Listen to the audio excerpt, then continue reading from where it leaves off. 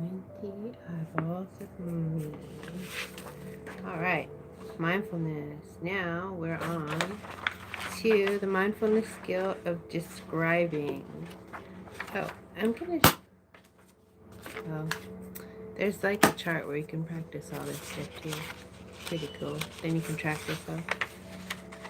I'll do that all by itself in its own thing because it's pretty confusing. The hardest thing to do is learning how to use that chart. Mindful? Sorry. My dog's name is Mindful. Was not talking to you. So I'm not a teacher. Former DBT client. The lady that invented this information doesn't know me or have anything to do with me. I just have the utmost respect for her material and her experience that I've heard about that she went through to get the material.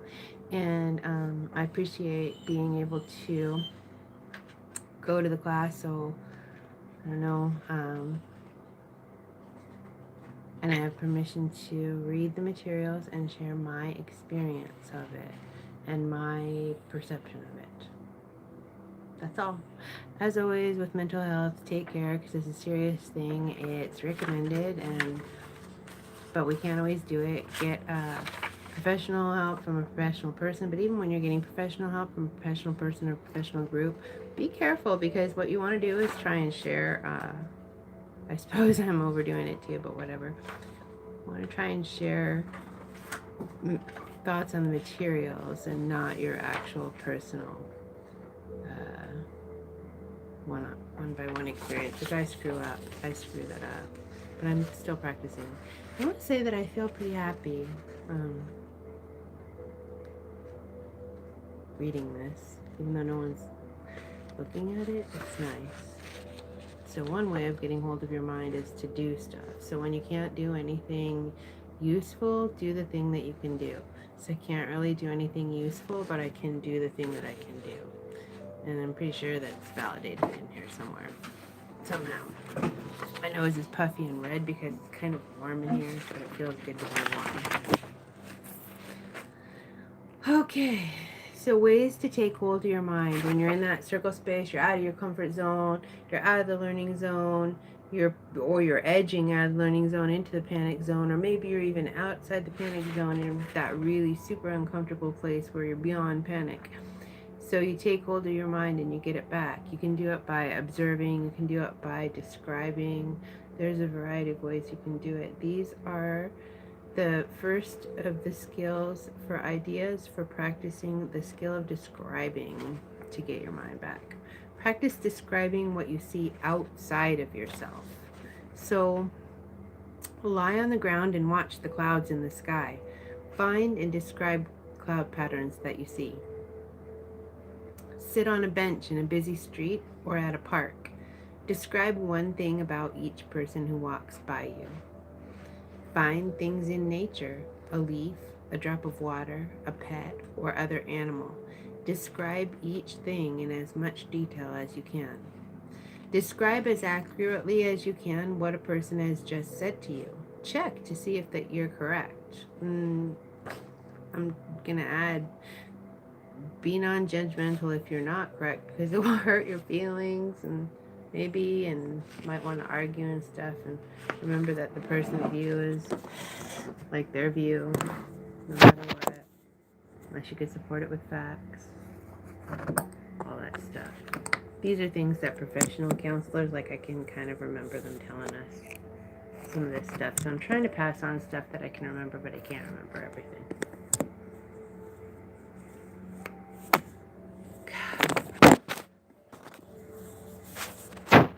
Camera scene is not good. Where am I at?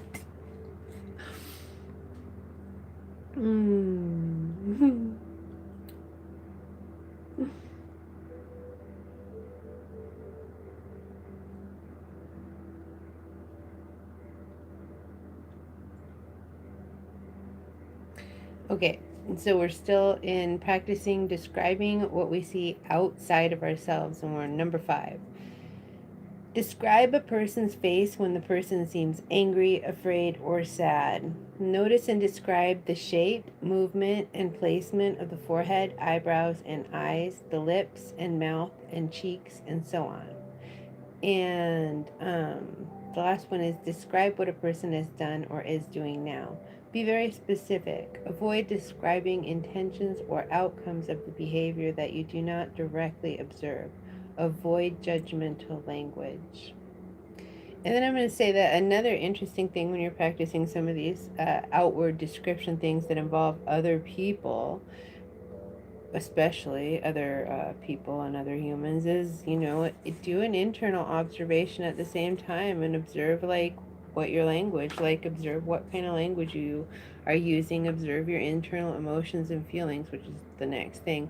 Like, think, why am I saying that? Or why am I feeling that? Or why am I describing it in that way?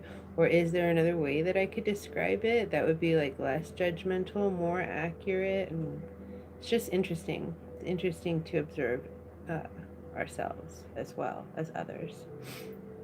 So, ideas for practicing participating is after this. So practice describing thoughts and feelings. Describe your feelings as they arise within you. Like, a feeling of anger is arising within me. Or, I am getting a little PO'd. Or maybe you could put that in a more positive spin and be like, I am feeling pretty pleased with this whole situation. Or I am feeling some anxiety or trepidation about something that I have to do, or something that I just experienced. Or, there's a lot of things besides anger. Everybody's like, describe your thoughts when you feel a strong emotion. I feel X and my thoughts are Y. X, Y. I think on the graph. Oh no, maybe it's a math problem. Like algebra. We're not going there. Oh, and there's more X's and Y's and Z's. So these are all variables. Describe your feelings after someone else does or says something. When you do X, I feel Y. So, like, when you sneeze, I feel like saying bless you. Or, so, yeah. Describe your thoughts, feelings, and what you observed others do. When you do X, I feel Y, and my thoughts are Z. So when you sneeze, I feel like it's saying bless you. And my thoughts are, that's nice to be able to say bless you instead of you, right? And when X occurs, I feel Y, and my thoughts are Z. So that's that sort of like description algebra, because description wasn't hard enough by itself. Describe as many of your thoughts as you can while feeling a strong emotion. Practice describing your breathing. Each time you inhale and exhale, as you inhale, be aware that I am inhaling. When you exhale, be aware that I am exhaling. Remember to breathe from the stomach.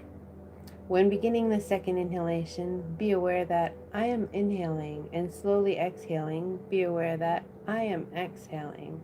Continue on up through 10. After you've reached 10, return to 1. Whenever you lose count, return to 1. Ooh, that could take a long time, huh? Begin to inhale gently and normally from the stomach, describing in your mind that I am inhaling normally. Exhale in awareness. I am exhaling normally. Continue for 3 breaths. On the 4th breath, extend the inhalation, describing in your mind that I am breathing in a long inhalation.